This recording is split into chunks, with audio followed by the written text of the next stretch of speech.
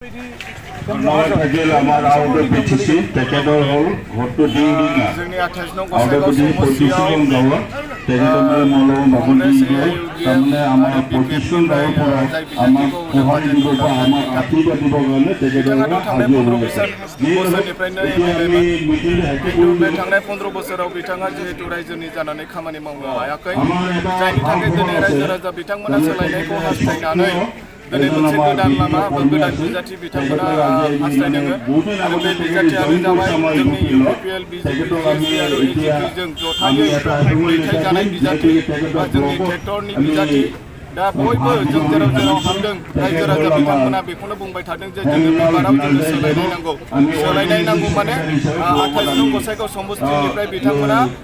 बिपिएफखौ बा नांगोलखौ बिदाय होनो थाखाय रेडि जाखाबाय बेनिखायनो आं सानो बेवहाय बिपिएफनि जाय बिजाथि बिथाङा जोंनि थाखाय खुनु मोनसे फेक्टर जानो हाया जोङो इजिलि रायजो राजानि मदद आरो हेफाजाबखौ लानानै 28 नं गसाइगाव समस्तियाव जोङो देरहासार जागोन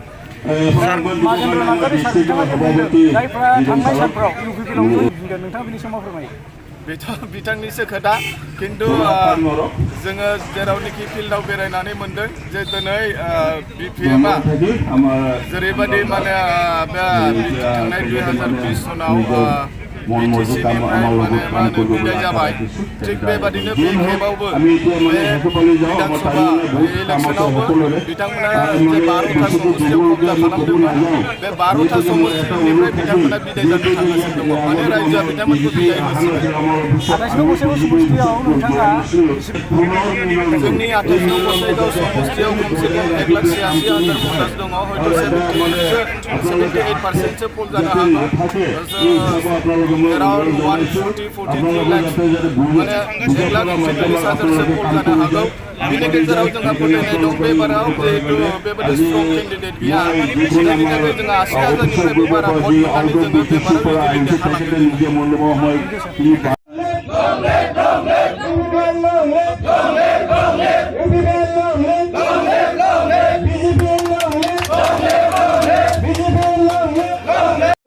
देरहालांगोन ধন্যবাদ সবাইকে এখন নমস্কার